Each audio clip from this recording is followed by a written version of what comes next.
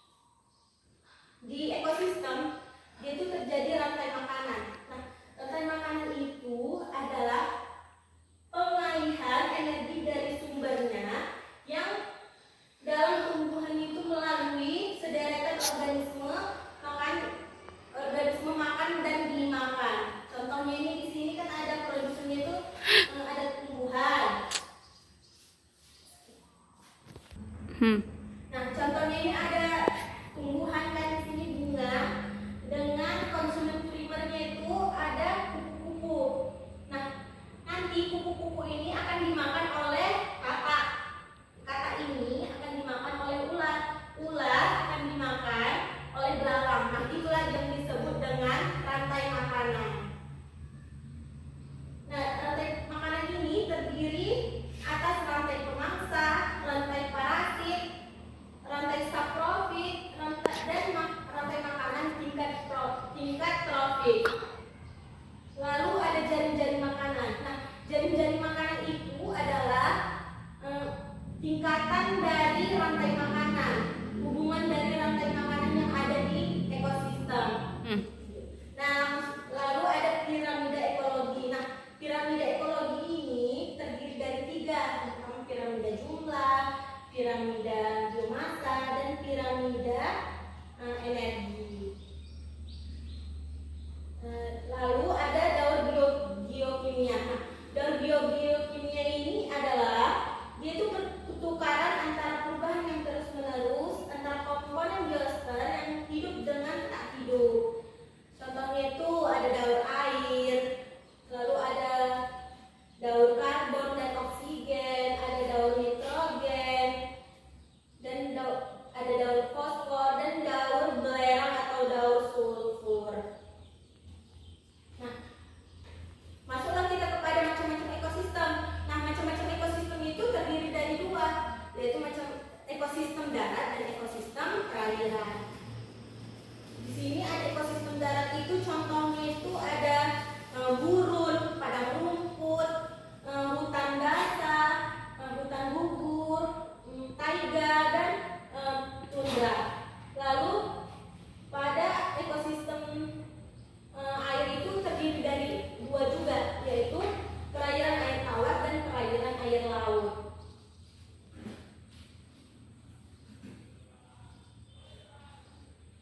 Selanjutnya terakhir itu ada ekosistem tanah, yang yaitu ekosistem yang terjadi di dalam tanah. Lalu di ekosistem itu juga terjadi proses suksesi. Nah, proses suksesi itu apa? Nah, proses suksesi itu ialah perubahan secara bertahap pada struktur komunitas di sepanjang waktu. Nah, di ekosistem itu nanti itu pasti akan terjadi perubahan-perubahan. Misalnya ekosistem sawah, dia terbakar kan. Nah, dari terbakar itu dia akan mengalami perubahan-perubahan untuk kembali ke ekosistem dia yang sebelumnya. Itu yang disebut suksesi. Nah, setelah itu Ibu akan menunjukkan suatu video dan kalian akan mengerjakan suatu tugas ya. Oke. Sini Ibu punya suatu video, kalian akan menontonnya sebentar ya. Nanti Ibu akan kasih tugas. Oke. Nah, setelah menonton video tadi, Ibu ada tugas nih. Kalian mengerjakannya ini ya, sama satu meja ya. Oke.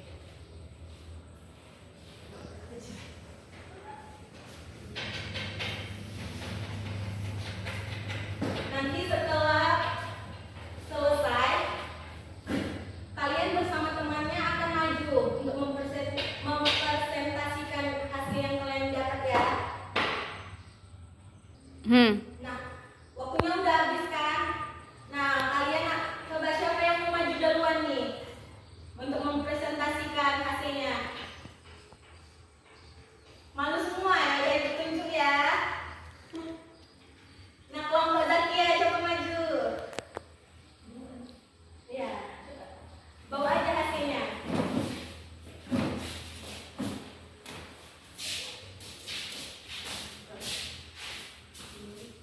Di sini kami akan presentasikan hasil dari diskusi kami mengenai ekosistem. Nah, beri aplaus untuk teman-temannya. Nah, hasil diskusinya sudah bagus. Terima kasih ya sudah mau mempresentasikannya. Sudah kembali duduk.